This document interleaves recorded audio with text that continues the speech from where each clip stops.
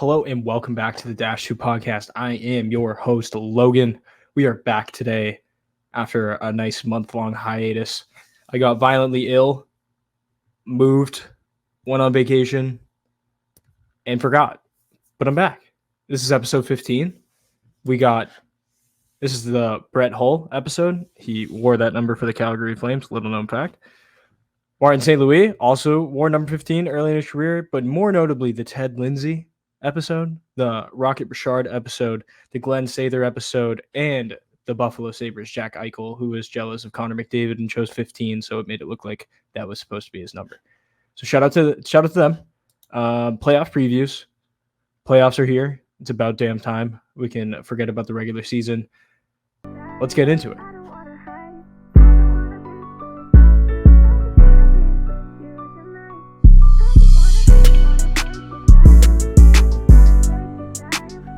So I feel like it's only right if we start with the East. It is Sunday at 4:54. The Hurricanes are going to start playing in about 6 minutes. They will be playing the New York Islanders. They are the 2 and the 3 seed, the Metro. It was a season series that was tied at 2-2. The Canes took 2 games. The Isles took 2 games.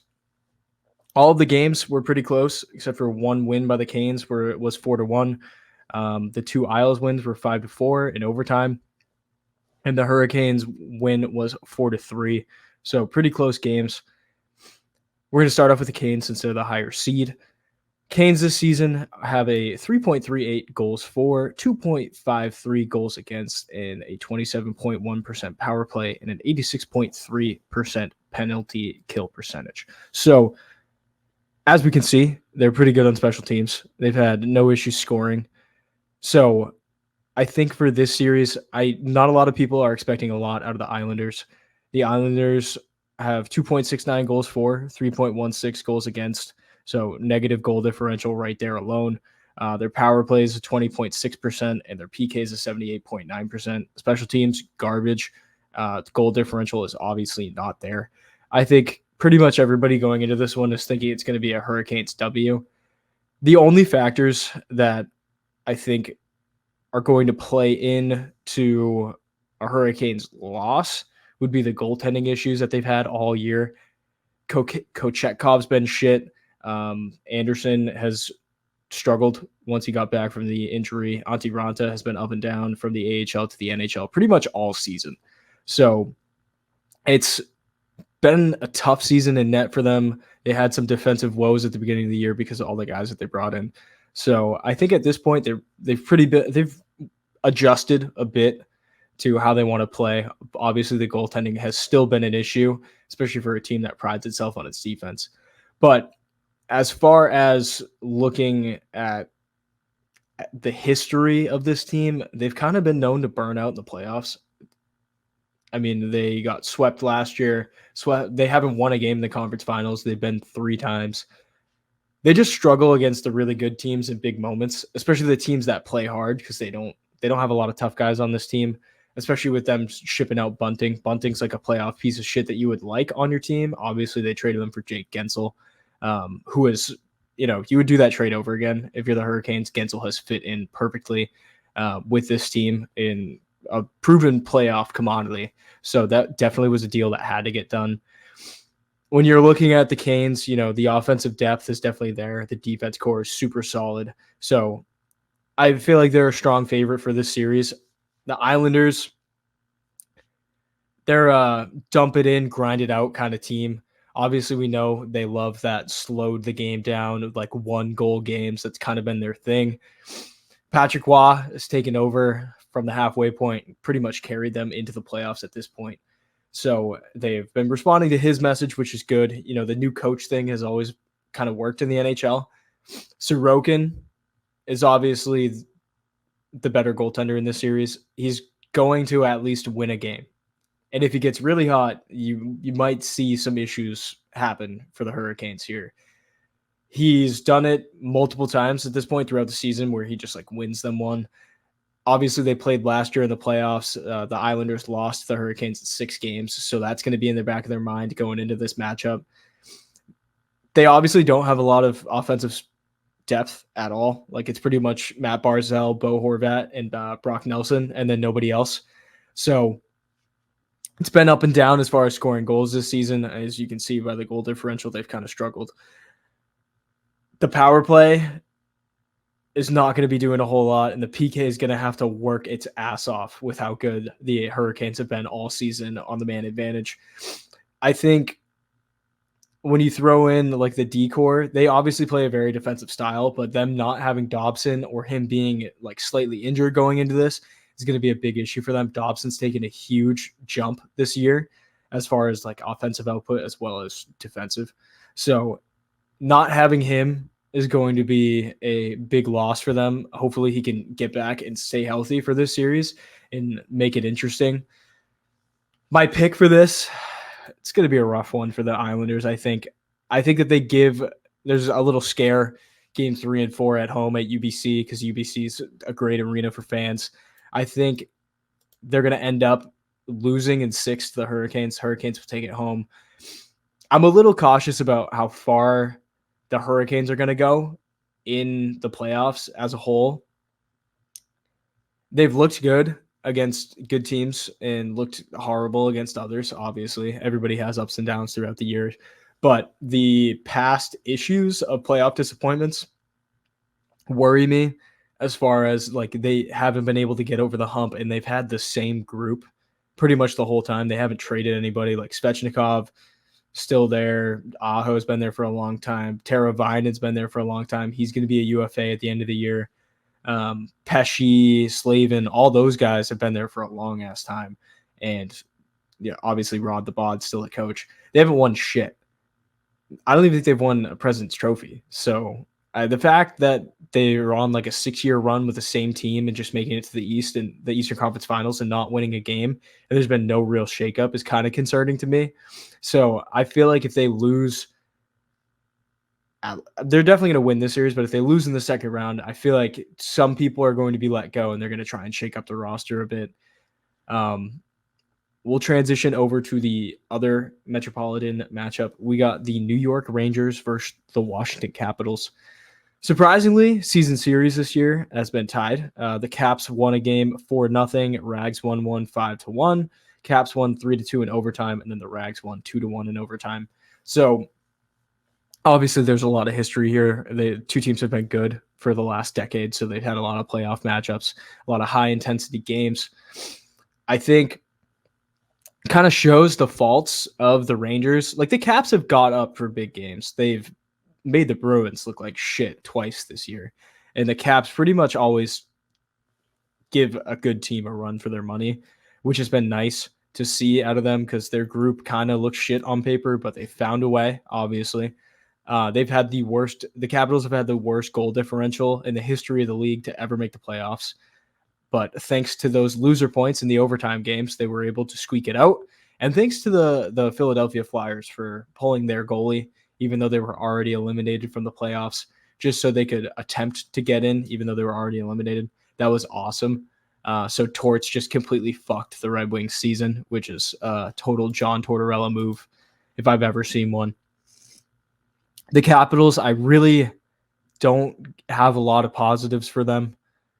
The PK is shit. The power play is shit. The goal differential we've already mentioned. But what they do have is that no one believes in us factor.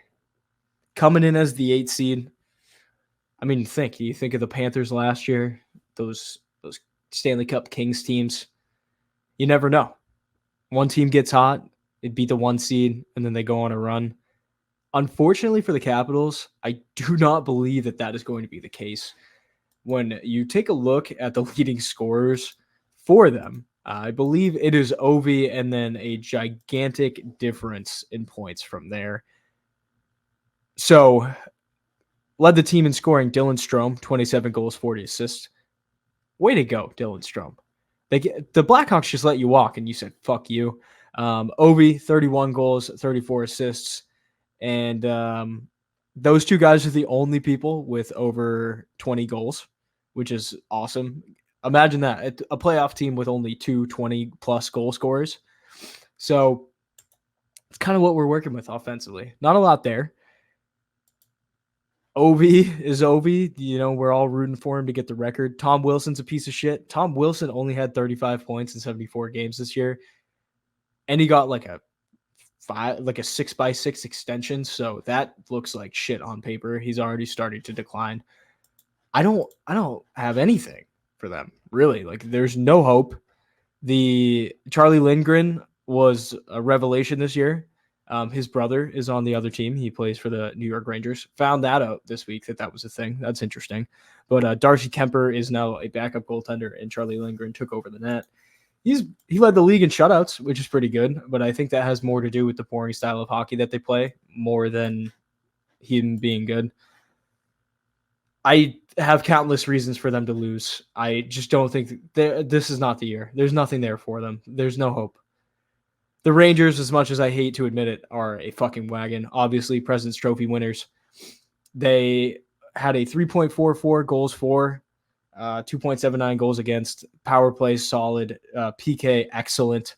So they've been pretty good all year. Obviously, Panarin is out of his tits, 49 goals on the season, and then 100 points. So pretty good. He Panarin's so good that he makes Trocheck look like he's an all-star. So we'll throw that in there.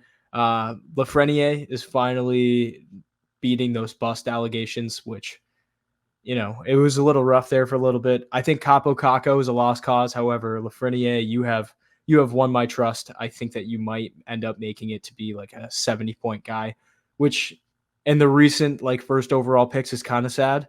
But in the grand scheme of things, I would say that's a success. The goaltending matchup is obviously a strong point, whether you go Quick or Shesty. Obviously, Shesty's going to start. But in the event that you have to go to Quick, he's been excellent all season. Obviously, the lineups aren't even close. The Rangers' defensive core is incredible. Adam Fox, Trouba, Keandre Miller, Ryan Lindgren. And then when you get to the offense, like Chris Kreider, fucking Zibanejad, Panarin, who else you want to name? Lafreniere. They brought over Wenberg. He's been good. They got a lot of guys that are pretty solid up front that are going to make a difference. And obviously Rempe, if you need to fucking stir it up, that's a good option as well. The only issues that I can see is Shesty has looked like shit in the playoffs in the recent years. So maybe they rattle the cage early, the Caps do, and then they put them in a goaltending spiral.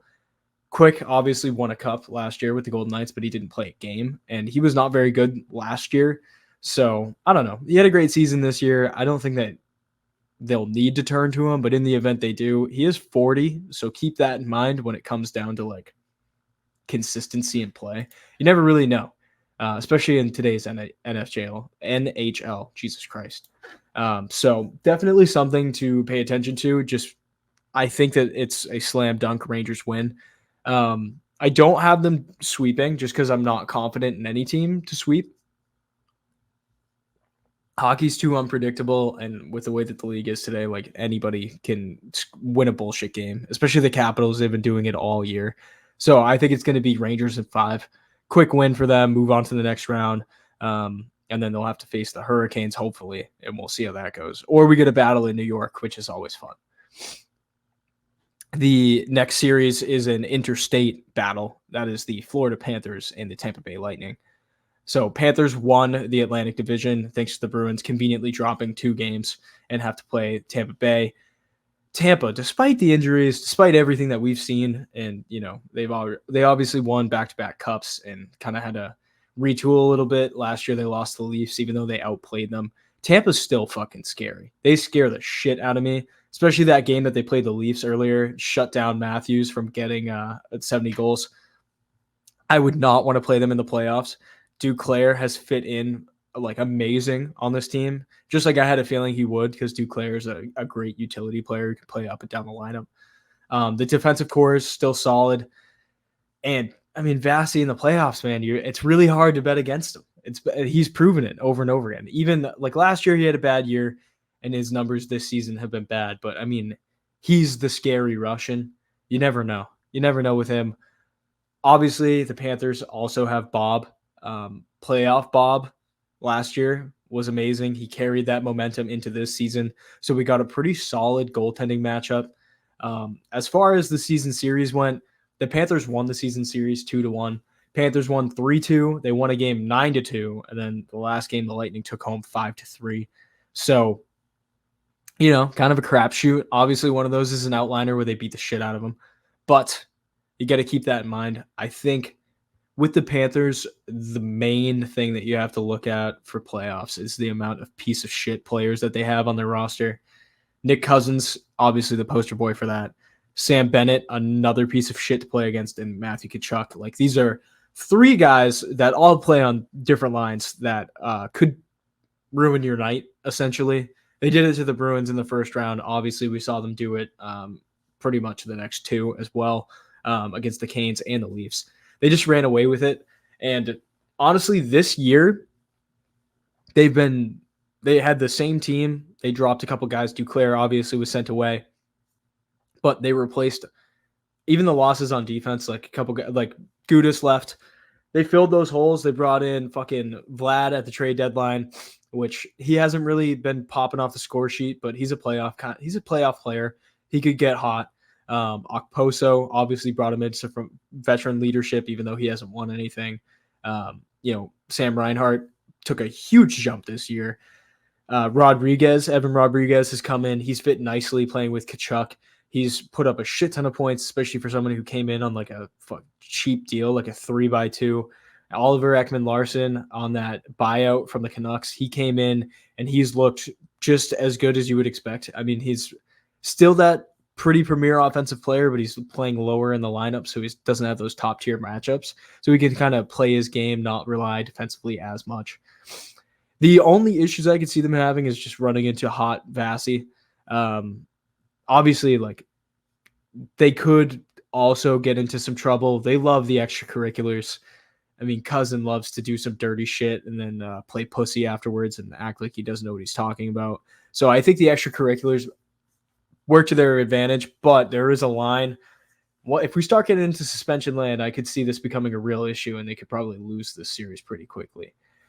The Lightning, I mean, you're looking at it. I feel like this has got some last dance vibes to it. Stamkos, free agent going into next year. You could look at this as the last dance almost. I mean, they've had no progress on extension talks, nothing. So chances are he's going to be on a new team next year. And I feel like they mentioned they had some slogan. I think it was like the last day of summer or something like that with the team that won the second cup, because they knew they were going to have to make a bunch of moves in the offseason. So I think that they could bring that slogan back kind of and treat this as the last chance to win a cup with Stammer as this Lightning team before they have to move to a new generation. So I'd like to think of this as like the Warriors 2022 championship against the Celtics. Like, you thought it was going to be a new era in the NHL and they took it right back, and they were like, no, or in the NBA, you thought the Celtics were going to take it from the Warriors. The Warriors said, no, we're going to keep this for one more year. So obviously Cooch had 145 points, which is ridiculous. Stamkos, 40 goals. Hedman has still had 76 points, which is ridiculous. Braden Point is still here. Like, Brandon Hagel has been like a difference maker. You got Sorelli, who can play the shutdown role. Cernak. Sergachev's injured, but there is a chance that he could come back within the playoffs. Matt Dumba's fit in decently. I think the bottom six that they have is kind of tough, or defensively, like the bottom pairing. Perbix and Radish and Lilleberg, I wouldn't say are really strong choices, but you just got to hold out until hopefully Sergei can come back and fill that role. And you can't beat out John Cooper. I mean, John Cooper has been the coach there for, we're going on, I think, 12 years.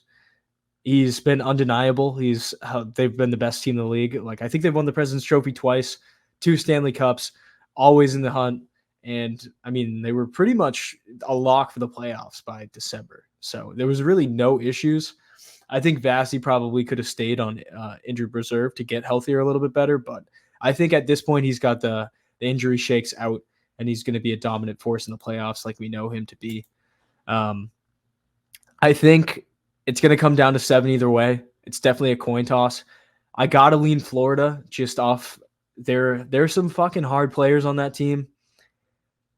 I don't look at Tampa as being very tough. Like they are kind of a gang mentality anytime someone fucks with them. So they can play the tough roles, but they don't have pieces of shit the way that the Panthers do. Like nobody has guys like that. Even Mikola is a tough fuck, and he's like bottom pair D.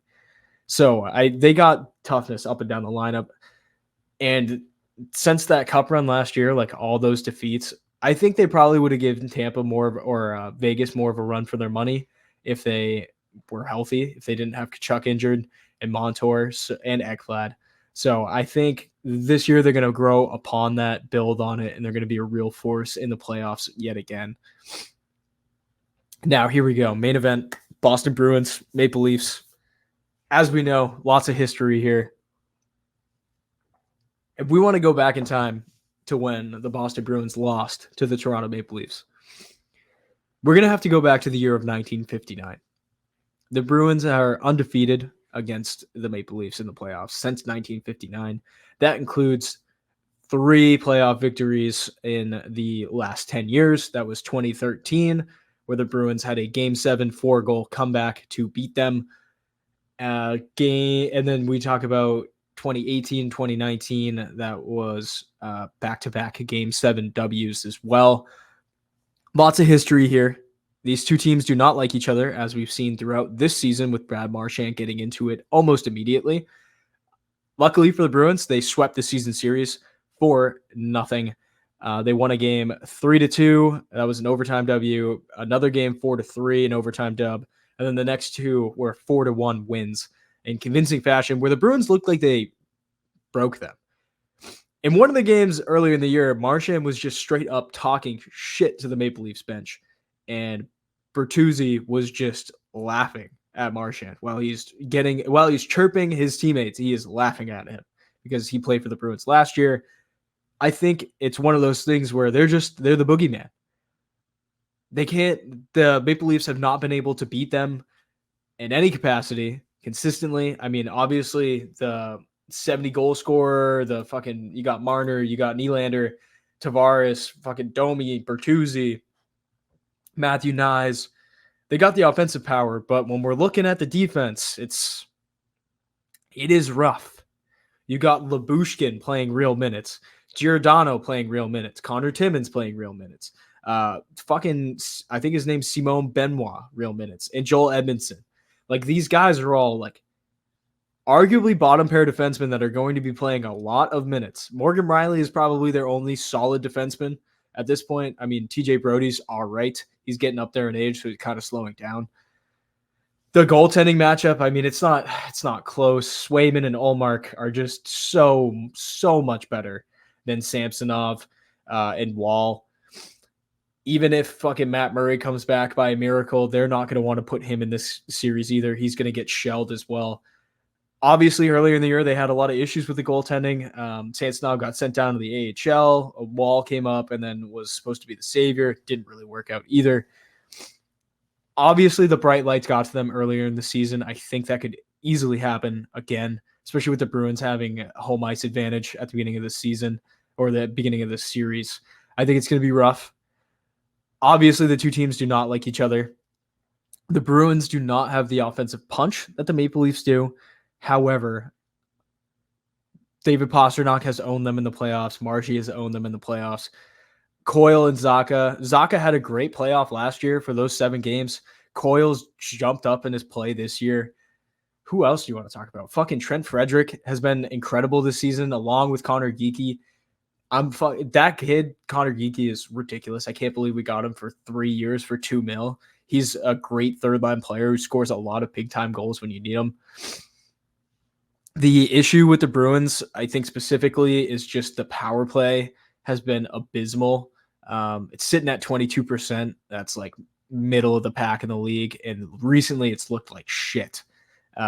Do not like how they've been playing or how they've been setting it up. I mean, they were still working on a lineup for it like 2 weeks ago. So that's a real struggle for me. The defensive depth, I mean, Lindholm looks significantly worse than he did last year. Not like he really lit it up. He led the league in plus minus last year. I think that was more of a product of the team than it was him. But sometimes this year, I think of like I see some of the plays he makes. I'm like, what the fuck are you doing? Same goes for Matt Grzelcyk. Like he's never been able to play in the playoffs consistently. He's just too small and he gets burnt. And then we look at Peak, who the Bruins picked up from Columbus. He doesn't have any playoff experience. And then same with Wotherspoon. He has no playoff experience. Mason Lohrei, the rookie, if they want to call him up from Providence, he's a big time player who can make some offensive plays, but at times he looks lost on defense. So kind of a questionable route if they want to go there. But at the same time, it is a route. The Bruins definitely can stand in there with them. I do get afraid of the Leafs' high-end power. But let's not forget too, Fat Pat and Revo in this. We got Fat Pat and Revo going at it at least 3 times throughout this series. So that's going to be pure comedy. I can't wait to see that. But back to the prediction. I think it's going to be a very back and forth series. I don't think it'll be like the season sweep, obviously. I think the Maple Leafs are going to lose tonight because Nylander is injured. That's going to be a huge loss for them, and they're going to have to figure that out. But if Nylander comes back for game 2, I could easily see them taking that one. It's going to go very back and forth. It's going to end up being 7 games. And I think game 7 in the Garden is going to be far too much for Matthews and Marner to overcome that mental roadblock of the many years where they've been fucked in that building. I think it's going to be curtains for them. So I'm going to take Boston in 7. We're going to move over to the West. We're going to start off the winners of the Central Division, the best record in the West, the Dallas Stars, versus the Cap Circumvention Wizards, the Vegas Golden Knights. Vegas swept this season series. They played very early on. All the games were before December 10th. That was when Vegas was on a tear before they had their rough patch. Vegas won 3-2, 2-1, and 6-1. Close games, except for one, obviously. The Dallas Stars, however, is who I want to talk about first. When you look at this lineup, all right, you have Roope Hintz, Jason Robertson, Joe Pavelski. Line number 1, incredibly solid. Now, when we go to the second line, we're talking Matt Duchene, Tyler Seguin, Mason Marchment. That's a pretty good second line. But now we're going to go to the X Factor here. We got Wyatt Johnston, Logan Stankoven, and Jamie Benn putting in goals on that fourth line. That is an incredible lineup. Offensive talent all throughout. So you really don't have a good line matchup at any point. Obviously, Wyatt Johnston and Stankoven are going to make up for Jamie Benn's slow play, but Jamie Benn is still a wizard around the front of the net and is going to be able to get his goals. Duchene and Seguin are the skill. Marchment's the grit on that line. That top line, you got Pavelski on the front, on the net front presence, ready for tips. Roope and Robertson, those guys have had insane chemistry in the playoffs. So that's a very scary lineup. And then you look at the fourth line, like Sam Steele, Radek Faksa, Evgeny Dadonov. Dadonov was a 60-point scorer at one point with the Panthers, so he's got skill. Fox is a pretty solid fourth line player. And then you look at the decor, you got Miro, fucking Thomas Harley, Tanev, Lindell. That's a really, really good top 4. It only gets rough when you take a look at Ryan Suter, who is at this point 38 and looking like he needs to go out to pasture. But they even have Maverick Bork, who is leading the AHL in points too. So they have options. Like if any injuries, they can plug somebody in easily. This team is terrifying. And then when you get to Jake Ottinger, Otter has been incredible in the playoffs or through his young career. So you got to factor that in. The only thing that scares me is they have not been very good against good teams. They're about their points percentage against good teams, like the top 16 teams in the NHL, is right around 50%. They get their points against bad teams and struggle with good teams. So it's going to be one of those things where Vegas could easily rattle the cage and get them down and lost pretty early on. Even if Otter's been injured this season a couple times, he was injured last year as well. So they also have Scott Wedgwood. He's a pretty solid backup just in case they need him. Hopefully they don't. But it's Vegas Golden Knights. Come on. They did it again. Mark Stone, we're saying that he's going to be out to the Stanley Cup final at least. This motherfucker's ready for game one. He's back. And if he's not ready for game one, he's ready for game two. They have no issue going in, playing in a road arena and giving a team hell. The cap circumvention has allowed for Thomas Hertl to come back. He is now in the lineup. Alec Martinez is back. He is now in the lineup. Noah Hannafin not only is on this team, but he also signed an extension, so he will be on this team for years to come. They're the defending champs. They know what it takes. They're built for it. They're strong. They're tough. They're fast. They play hard. Bruce Cassidy, as I know very well from being a Bruins fan, is a guy that is all about defensive commitment and defensive structure. He is going to have these fucking guys closing out on every lane, forecheck, playing hard on the boards. It's going to be a tough one. The issue with this team, however, is in net. So Logan Thompson has been injured. Aiden Hill has been injured.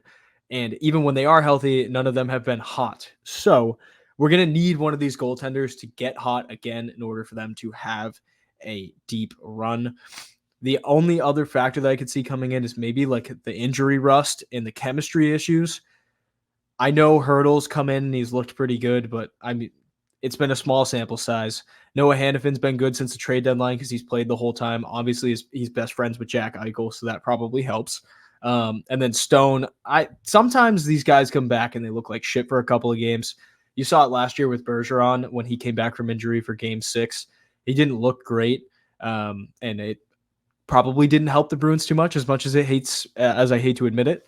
It's going to be a very interesting series. I think we got all-star matchups for round one on both sides, on East and West. I'm going to take the Golden Knights in 7 on this one.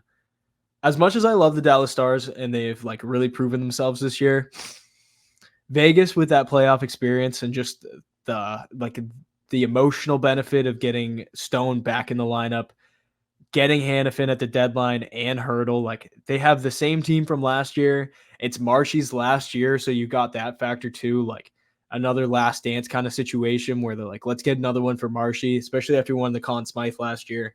I think Vegas is just going to prove to be too much for the Dallas Stars. I know Tuck is not going to like that pick, but I'm sorry. It is what it is. The other matchup for the Central, the Winnipeg Jets and the Colorado Avalanche. This is going to be a very interesting season. Interesting series. I keep saying the wrong goddamn word. The Jets have swept the season series. They beat the Avalanche 4-2, 6-2, and then shut them out last Saturday 7-0. Not good. Not good. The Jets, we got to talk about Connor Hellebuyck. They re-signed him and Mark Scheifele as a way to be like, motherfucker, we're here. The fans repaid them with not showing up to games and making everybody think that they were going to relocate. But they're here to stay.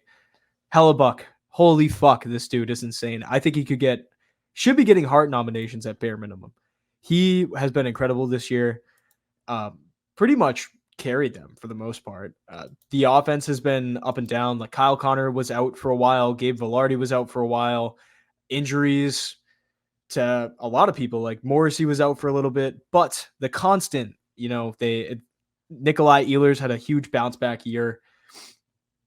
Cole Perfetti, the rookie, he's been playing great. Gabe Vilardi came over from the Kings in that fucking swindling of a PLD trade. Vilardi, 36 points, 47 games playing on that top line. Alex Iafallo kind of fell off from his LA days, but he's still been pretty productive, 27 points. Nino, Adam Lowry, Mason Appleton, all those guys sitting at 35 points. They got fucking depth. And to go along with elite goaltending, that can go a long way in the playoffs. Hellebuyck, 37 wins, 19 losses, and a 2.39 goals against with a .921 save percentage. That is fucking insane. Even Brossoit has had a great season in net as well. They play solid defense up and down the lineup.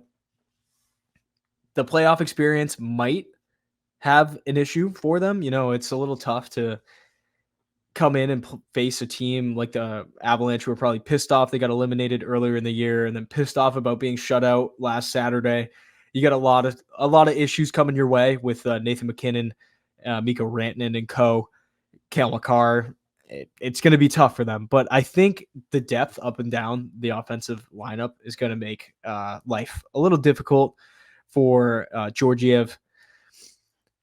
I think the Jets are pretty much in control of this series as long as Hellebuck does not waver at all.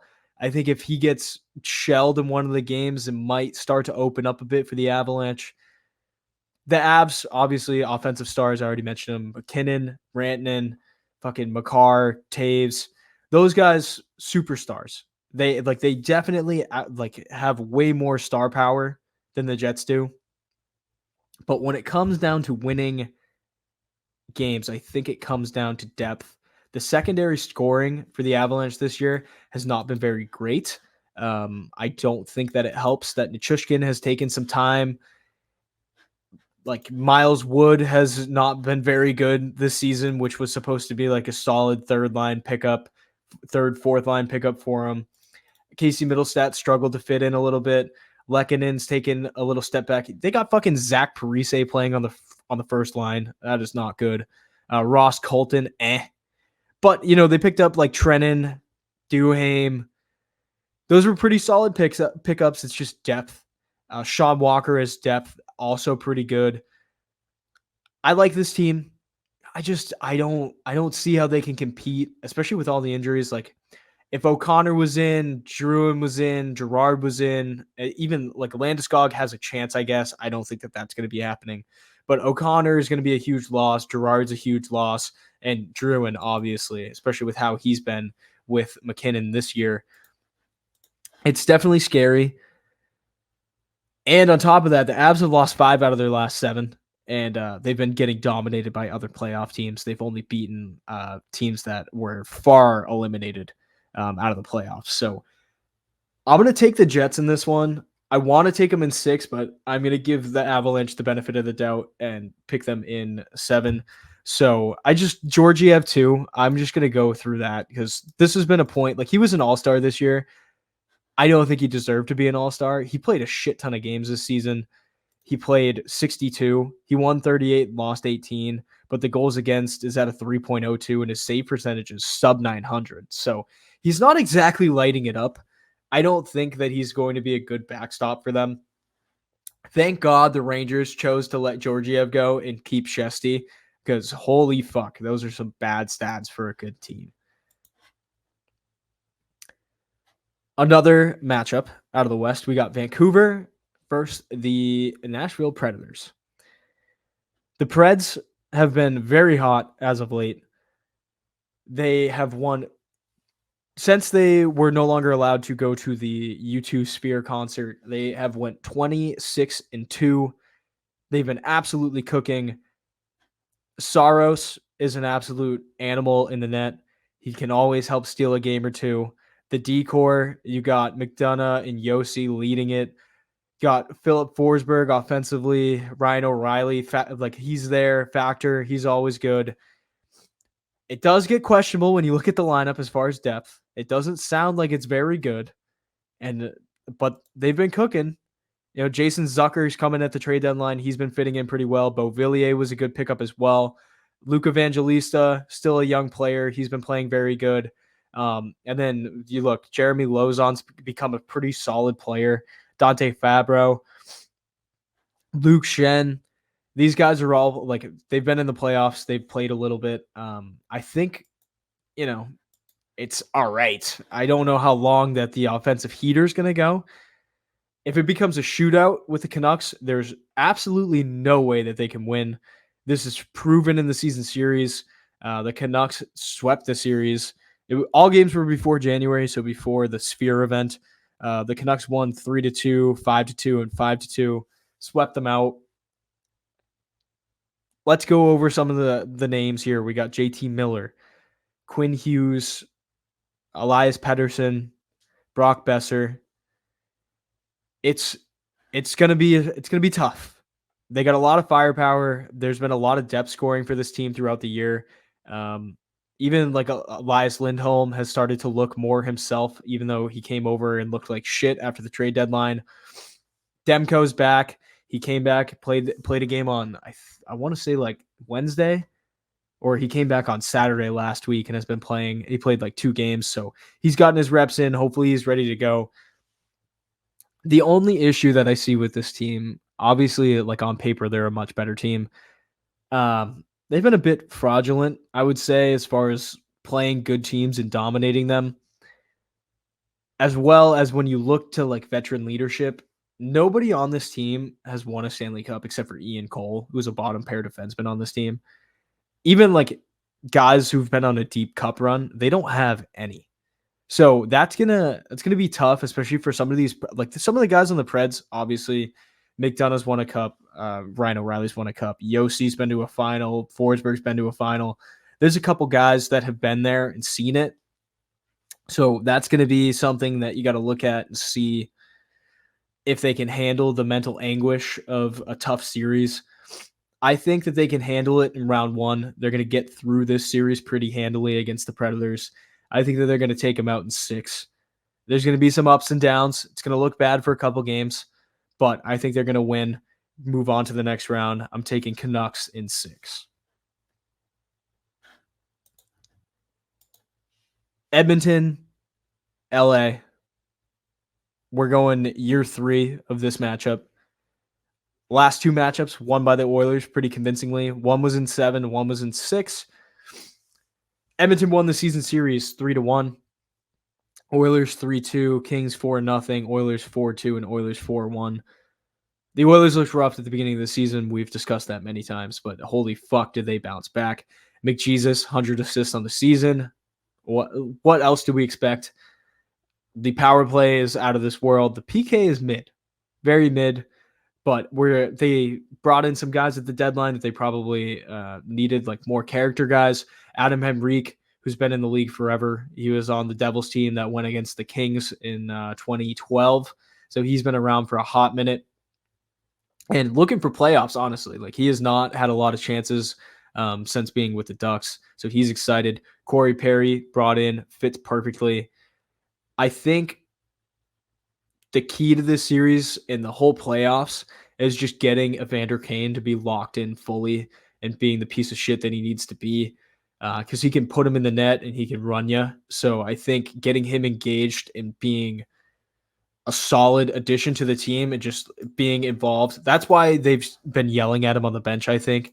You've seen it with like Draisaitl going at it with him and Corey Perry. Like they're trying to make sure that he stays engaged. Nuge still there, obviously. Fogel's had a great season. Ryan McLeod, Dylan Holloway, the rookie. They've been great. Evan Bouchard, incredible season so far. Matthias Ekholm is a beast in the playoffs, as proven. He went to that Stanley Cup final with the Preds when they were loaded back in the day. So they have an opportunity. Stuart Skinner has been good. This is going to be the thing that I think makes him or breaks him. It's just the goaltending matchup can be tough, especially when you're looking at how it went earlier in the year. Like Saros on the other side is very good. Skinner got exposed early on. Obviously, Jack Campbell is still in the AHL. Calvin Pickard is not a backup, like a really good backup solution. So if it ends up like they have to go to a backup at any point, it could get ugly, especially for this team. Like they like getting into shootouts because they can handle them, but I don't know with that goaltending. Defense also suspect. Darnell Nurse, Cody Ceci, Desharnais, Philip Broberg, Troy Stetcher. That bottom 4 pair, I don't like. Even the alternates that you can sub in there, I'm not a big fan of. Luckily for them, the Kings are not exactly like an offensive powerhouse this year. They've had very inconsistent scoring. They've struggled against good teams. 70% of their points on the season came against bad teams. So they were like sitting around like 40% for teams in the top 16, and they're at 70% for teams in the bottom 16 of the league. Says a lot about who they are as a team. When you look at them on paper, like the Kopitar line, the Danault line, very good top 2 lines. The issue is Pierre-Luc Dubois. I don't know what we do with him. I've said it before. I feel like they have to buy him out just so they can get it off the books and move on to somebody else. He's been playing fourth line, third line. He's shit. He's not engaged. He doesn't play any, like, he's barely there on offense. He's definitely not there on defense. And he's supposed to be a two-way guy. If he can get locked in here in this playoff matchup and they got Kopi, Deneau, and PLD down the middle, those are some pretty nightmare, like, defensive centers down the middle for Edmonton to have to face. Deneau obviously has prided himself on being able to shut down McDavid a little bit. So that's definitely going to be his matchup. Kopi has won Selkies. So I think we're going to look to that, like, down the middle. That'll definitely be interesting. The Kings obviously are not happy that they've lost this team 2 years in a row. They definitely don't want it to be 3 in a row. But ultimately, when you look at the shortcomings of this team, Cam Talbot's not a long-term solution in net. I don't think he's ever claimed to be, but he just ended up in it because Phoenix Copley got injured pretty early on in the year. Obviously, you heard they tried to trade for Ullmark, which was probably the move, but that did not work out. So I think it's gonna be tough for the Kings to win this. I'm gonna have Edmonton in 6. I just don't see how they can outscore the Kings in any capacity.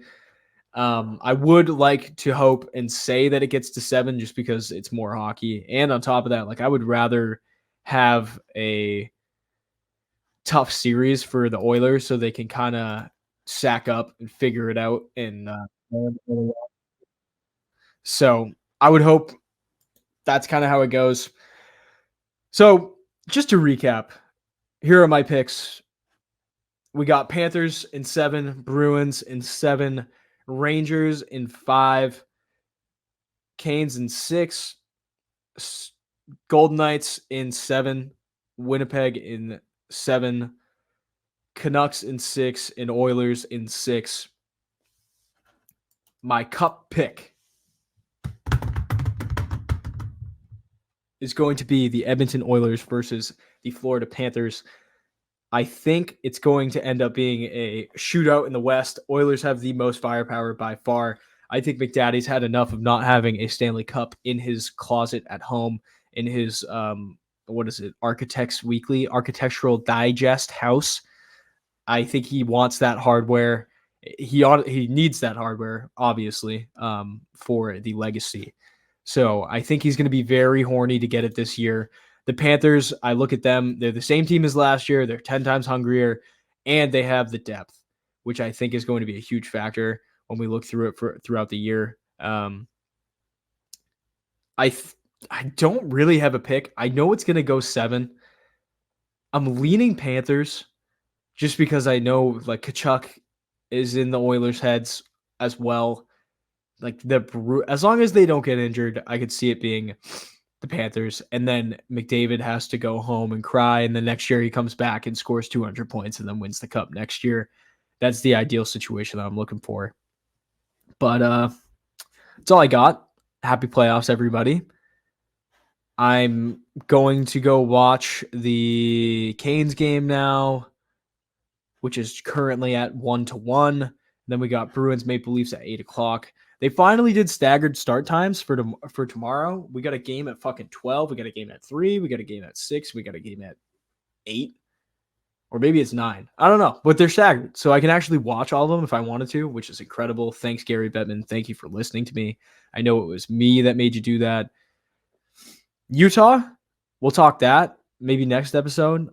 I'm thinking I'm going to record again on Tuesday, because I'm gonna do a funeral for all the teams that were eliminated.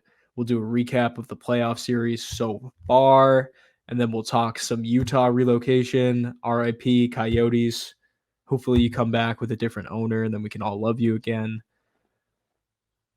Follow Instagram, TikTok, subscribe to the feed, Spotify, Apple, YouTube.